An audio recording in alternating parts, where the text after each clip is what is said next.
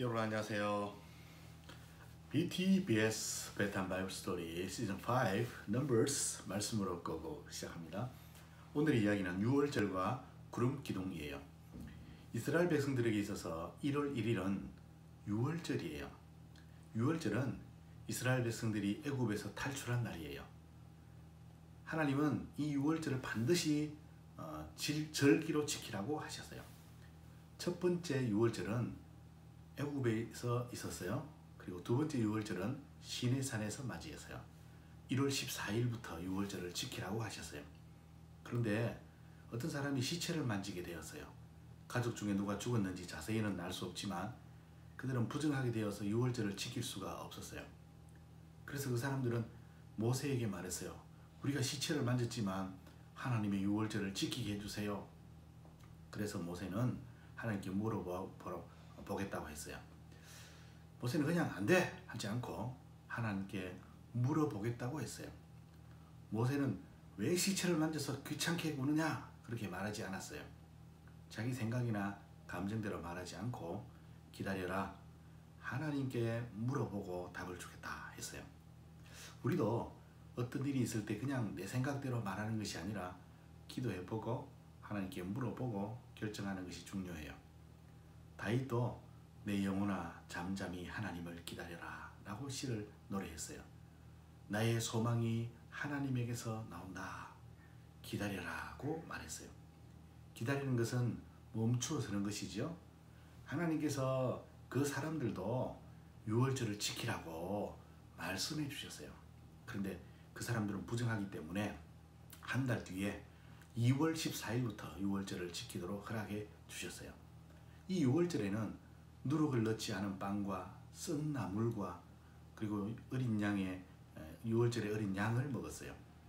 그리고 그 음식들은 다음 날까지 절대 남겨두어서는 안 되었어요. 그리고 양의 경우는 양의 뼈를 부러뜨려서도 안 되었어요.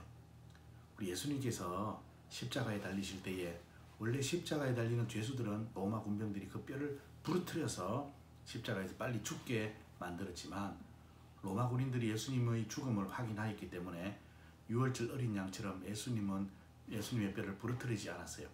성경에 있는 그대로 그 뼈가 하나도 꺾이지 않을 것이란 그 예언이 다 이루어진 것이죠. 6월절을 지키지 않는 백성들은 그 백성들에게서 끊어지겠다고 하셨어요. 이 6월절을 지키지 않는 사람은 하나님의 백성이 아니기 때문이에요. 그만큼 6월절은 중요한 절기였어요.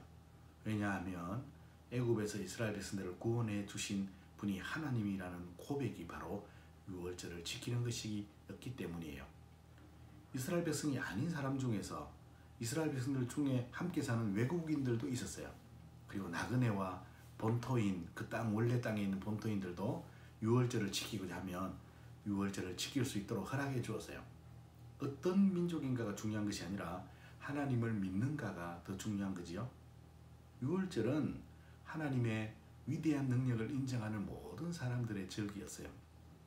안식일을 지킬 때도 주인뿐만 아니라 그 종도 모든 짐승도 쉬게 했어요. 그 이유는 하나님이 이 모든 땅의 창조자이기 때문이에요. 또 6월절을 지키는 이유는 애굽의 모든 장자를 죽게 하심으로 심판하셨지만 이스라엘의 장자는 살려주신 그 은혜를 기념하는 것이지요. 6월절은 이스라엘의 모든 생명의 주인이 하나님이란 것을 기념하는 절기예요. 성막을 세우는 날 구름이 성막을 덮었어요. 그리고 하나님의 영광이 성막에 가득했어요. 길을 가는 동안 낮에는 구름이 성막 위에 있고 밤에는 구름 가운데 불이 있어서 이스라엘 백성들을 비추어 주었어요. 구름이 성막 위에 그쳐 올라갈 때에 이스라엘 백성들은 길을 떠났어요. 구름이 성막에서 내려오면 멈추고 진을 쳤어요.